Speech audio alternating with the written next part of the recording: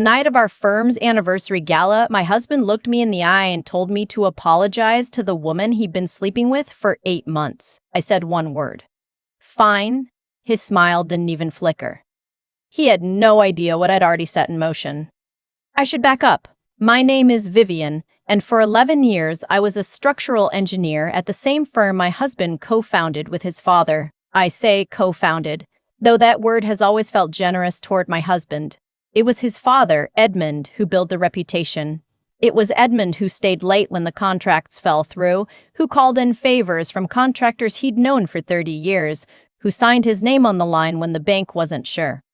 My husband, Owen, was the face. Handsome, confident, the kind of man who walked into a room and made people feel like something important was about to happen. That quality is worth something, genuinely. I believed in it for a long time. I grew up in Winnipeg, the daughter of a civil engineer who used to bring me to job sites on weekends. I learned to read blueprints before I learned to parallel park. I moved to Vancouver for my master's and stayed because the mountains did something to me. I couldn't explain to anyone who hadn't seen them from the Burrard Bridge on a clear morning. I met Owen at a conference in Calgary. He was presenting on sustainable commercial development. I was in the audience thinking the slide deck was disorganized, but the presenter was worth watching. We got coffee after. We got married 3 years later. For the first 5 years, we were a team. I brought the technical side, Owen brought the clients. His father brought the wisdom, and between the three of us, Halcyon Structural became one of the more respected mid-size engineering firms in British Columbia. We weren't flashy. We didn't chase the tallest buildings or the biggest names. We did good work, on time, within budget, and our repeat client rate was something the accountant used to point to as visible satisfaction every quarter. Then Owen made partner with a development group out of Toronto. New money, aggressive timelines, the kind of clients who send emails at 11 at night and expect a response by morning. I watched him change slowly enough that I kept explaining it away. The late nights with a project, the distance at dinner was exhaustion, the new wardrobe, the gym membership, the way he started talking about the Vancouver market like he was a visiting expert rather than someone who'd lived here his whole adult life. All of it, I filed under stress. Her name was Kendall. She was a project coordinator at the Toronto group, and she had been flying into Vancouver once a month for almost a year before I found out. I found out the way people always find out in the end. Not through a dramatic confrontation, not through a private investigator, but through a receipt I wasn't supposed to see, left in a jacket pocket I was taking to the dry cleaner. Dinner for two at a restaurant on Robson that I had walked past 100 times and never been taken to. The date was our wedding anniversary. I stood in our kitchen for a long time after that. I didn't cry immediately. I made tea, which is something my mother used to do when she needed to think, and I stood at the counter and looked at the North Shore Mountains going gray in the evening light, and I understood that my life was going to look very different from what I had imagined. I did not tell Owen what I knew. I want to be honest about why, because it wasn't weakness and it wasn't denial. I had been a named partner at Halcyon for 3 years at that point. My signature was on 17 active project files. My professional relationships with the city's permitting offices, with our primary contractors, with the engineers at the municipalities we worked in regularly, those were not Owen's relationships. They were mine. I had built them carefully over a decade. I needed to understand what leaving would look like before I let Owen know that leaving was what I intended to do. I called a family lawyer named Adrian, who came recommended by a colleague and who had the particular manner of someone who has heard every version of the story and remains genuinely on your side anyway. She walked me through what a separation would involve, given that we were both named in the partnership documents, given that we had no children, given that the matrimonial home in Kitsilano had appreciated considerably since we bought it. It was a complicated picture. It required patience. Edmund knew before Owen did. I didn't plan to tell him. He came into the office one afternoon and found me at my desk with the kind of stillness that apparently communicated something clearly to a man who had known me for 11 years. He closed the door and sat down and said, "How long have you known?" I told him. He looked out the window for a while and then he said, "I'm sorry, Vivienne. You deserve better than this." He meant it. Edmund has never once said a thing he didn't mean. The gala was in October, at a hotel in downtown Vancouver. Halcyon's 20th anniversary. Edmund had wanted something modest. Owen had booked the ballroom. I wore a dress I had bought specifically because it was the color of the mountains in September, a deep blue-green that I had been told was good on me by someone whose opinion I trusted. And I drove to the hotel alone because Owen had texted me in the afternoon to say he'd meet me there.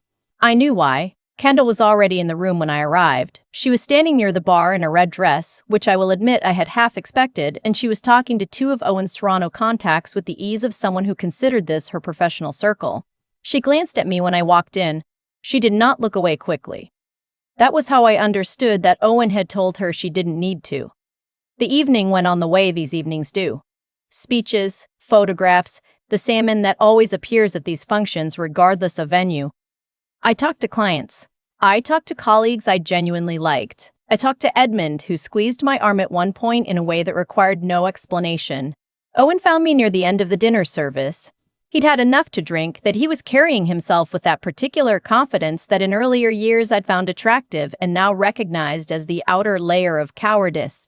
He said we needed to talk. He steered me toward a quieter section of the room near the windows, and Kendall appeared from somewhere and stood beside him in the practiced way of someone who has rehearsed her entrance.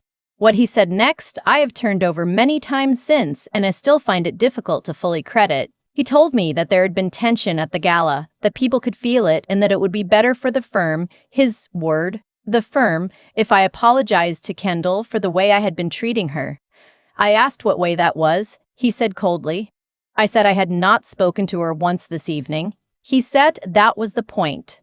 Kendall looked at me with the expression of someone trying not to look satisfied and not quite managing it. I looked at Owen for a moment. 11 years of a life together, and here we were, standing by the windows of a hotel ballroom while he asked me to perform a humiliation to make his girlfriend comfortable. I thought about Adrian's office. I thought about the documents I had signed 2 days before. I thought about the conversation I had already had with the managing partner of a firm in Calgary that had been trying to recruit me for 2 years. I thought about Edmund, who was watching from across the room with an expression I couldn't quite read. I said, "Fine." Owen nodded. He seemed satisfied. I turned to Kendall and I said very clearly, "I apologize for any coldness you may have experienced from me this evening. I hope you enjoy the rest of the gala." Then I walked away. I heard Owen say something behind me. I didn't stop. I found Edmund at his table and sat down beside him and said quietly, "The transfer paperwork went through this morning." Edmund set down his glass. He said, "Vivienne." I said, "I submitted the partnership dissolution notice to the corporate registry on Tuesday." Owen hasn't opened his mail. Edmund closed his eyes for a moment. When he opened them, he looked not angry exactly, but grief-stricken in the way that fathers sometimes look when their children have made the exact choices they feared. He said, "He doesn't know yet." I said, "He will tomorrow." I left the gala at 9:15. I had an early flight. I want to tell you about Calgary because that's where the story really lives. The firm was called Meridian, and it had been founded by a woman named Petra, who had built her career doing seismic retrofitting for older buildings across Alberta and had expanded into BC and Saskatchewan over the previous decade. She was 61, direct, and had the specific quality of someone who had spent long enough being underestimated that she had stopped noticing when it happened and started finding it useful. We had met at a structural engineering conference in Edmonton 4 years earlier and had stayed in loose touch the way you do with people you respect in your field. When she called me 18 months before the gala to ask whether I would consider heading up her BC expansion, I had said I was flattered but settled. By the time she called again, 8 months later, I had the dry cleaning receipt on my mind and a conversation with Adrian scheduled for the following week.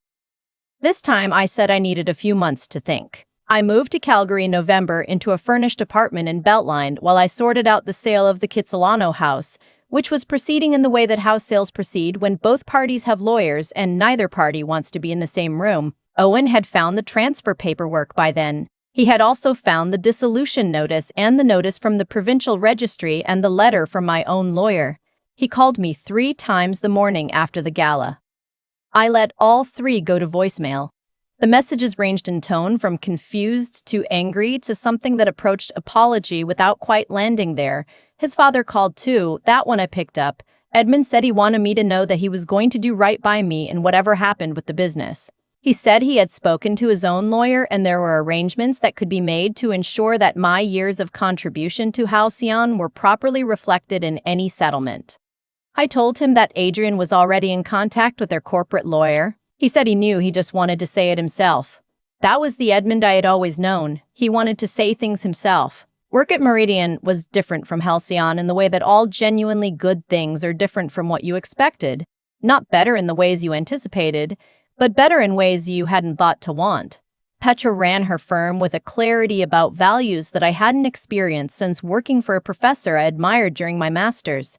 We had a meeting in my first week where she went through the project selection criteria, and one of the items on the list, written plainly in a presentation deck that was clearly years old, was, "Does this project leave the site better than we found it?"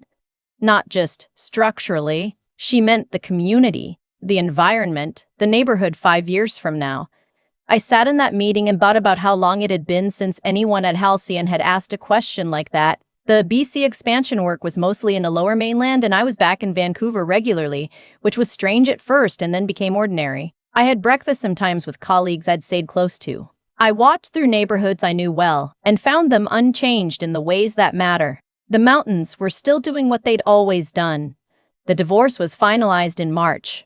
British Columbia's Family Law Act meant the division of assets was more straightforward than I'd feared.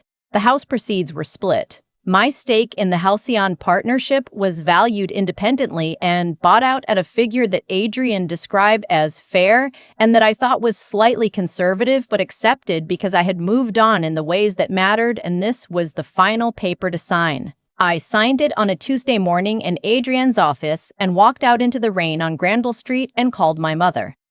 My mother said, "How do you feel?" I said, "Like myself again." She said that was what she had been waiting to hear. Owen and Kendall were together until June.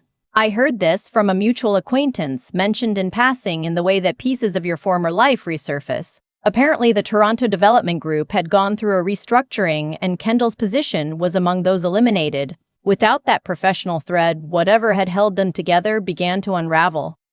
I received this information neutrally. I had stopped wondering about Owen the way you stop thinking about an old injury, not because it stopped mattering, but because it had healed enough that it no longer organized my days. What I think about more is Edmund. He called me in the spring, about 6 weeks after the divorce was finalized. His voice sounded different in the way I had learned to recognize from my own father in his later years. Careful, conserving something. He said he had something he wanted to discuss with me in person and asked if I could come to Vancouver on a weekend when I was already planning to be there. I came on a Saturday. He made tea the way he always had in the kitchen of the house in Point Grey where Owen had grown up. He told me he'd been diagnosed with a heart condition the previous fall and that his doctors were managing it, but that it had clarified some things for him about the future of Halcyon. He said he was revising his will. He said that Owen would remain in the business, but that Edmund intended to leave a 35% stake in Halcyon directly to me, documented as recognition of my founding contributions to the firm's development and reputation. He said he had discussed this with his lawyer and it was entirely within his rights to do so, and he intended to do it. I sat across from him at his kitchen table and I didn't know what to say for a moment. He said, "You helped build something real here, Vivienne. That deserves to be acknowledged." I told him I didn't need it. He said he knew I didn't need it. That was why he wanted me to have it. Edmund passed away in September, 14 months after the gala. He was 73. The service was at a church in Carrisdale and there were more people there than fit comfortably inside, which is the specific kind of tribute that means something. I sat near the back. Owen saw me when he was walking out and we made eye contact for the first time in months. He nodded. I nodded back. That was enough. The documents arrived 3 weeks later through Adrian's office. 35% of Halcyon Structural, as promised, in my name. Owen's lawyer reached out within a week. There was a call, then a meeting, then a series of conversations that were handled entirely by the lawyers and that I was kept informed of without needing to participate. In the end, Owen offered to buy out my stake rather than operate the firm with me as a shareholder. The valuation this time was not conservative. I let Adrian handle it. She is very good at her job. I put the settlement into an account I had opened specifically for what I was going to do next, which was something I had been thinking about since those early meetings at Meridian. a structural engineering consultancy focused specifically on adaptive reuse projects. Old buildings in cities across Western Canada converted into housing or community spaces or mixed-use developments in ways that preserved the structure and the history and did something genuinely useful with what was already there. Petra had given me the language for it. The years at Halcyon had given me the technical foundation. The year since the Gala had given me the clarity to know it was what I actually wanted to do. I registered the business in January. I gave it a name that had nothing to do with me personally, just the kind of work we were going to do, something solid and geographical, rooted in the terrain. A colleague from Meridian came with me as a partner. We took on 2 junior engineers in the spring. I still live in Calgary in an apartment that is no longer furnished by someone else. I have a view of the sky in the mornings that I did not have in Vancouver and that I have learned to find beautiful in a different way. I run along the river path on weekends, and I think about the projects we're working on, and occasionally I think about how my life looked 3 years ago and how it was entirely organized around a version of myself I had outgrown without knowing it. I don't regret the years at Halcyon. I built real things there. I learned a lot. I met Edmund, which was worth more than most things. What I know now that I didn't know standing in that hotel ballroom in October is that fine doesn't have to mean what the person asking thinks it means. It can mean, I have already done what needed to be done. I have already made the call, signed the paper, booked the flight. It can mean, I am not asking for your understanding or your permission, and I stopped needing either a long time before tonight. It can mean, I'm going to walk out of this room and build something that belongs entirely to me. And that is exactly what I did. There's a version of that October night I used to replay where I said something cutting, something that made Owen understand exactly what he'd thrown away. I don't replay it anymore. What actually happened was quieter and, I think truer to who I am, I said fine, I walked away and I got on a plane. What I've come to understand slowly is that the outcome wasn't luck. It wasn't fate working in my favor or the universe correcting some imbalance. It was the result of choices made over years, most of them unglamorous. The choice to build real relationships with the people I worked with rather than just the ones who could advance my career. The choice to learn the business side of the firm even when that wasn't technically my job. The choice to tell the truth to Edmund when I could have kept it to myself and to receive his support without pretending I didn't need it. Those choices accumulated. When the moment of crisis arrived, I wasn't starting from nothing. I had something to stand on. I think about integrity a lot now, not as an abstract value, but as something practical, something that shows up in small decisions before it ever matters in large ones. I didn't expose Owen at the gala. I didn't make a scene. Not because I was afraid or compliant, but because that wasn't who I wanted to be. I had already handled what needed to be handled through the proper channels, with a lawyer, with documentation, with care. The dignity I carried out of that room wasn't a performance. It was just what was left when you've been honest with yourself about what matters and acted accordingly. The intelligence that served me through all of it wasn't exceptional. I'm a structural engineer. I understand load-bearing systems, where the weight is, what holds, what gives. I applied that same thinking to the situation I was in. I looked clearly at what was real, what was owed to me professionally and legally, and what a path forward actually looked like rather than what I wished it looked like. That clarity was available to me because I'd been paying attention, because I hadn't let the comfort of the life I'd built keep me from seeing what it had become. And the perseverance, that part was harder. The months between finding the receipt and boarding the flight to Calgary were not clean or resolved. They were full of second-guessing and grief and the specific exhaustion of maintaining a professional life while your personal life is quietly dismantling itself. I kept showing up to work. I kept doing the job well. Not because I was suppressing what I felt, but because the work itself was one of the things keeping me tethered to who I was and what I was capable of. Petra once told me that the buildings she found most interesting were the ones that had already survived something. A fire, a flood, a generation of neglect, and been brought back. She said that kind of history made a structure more honest, not less sound. I think about that often. I think it applies to more than buildings.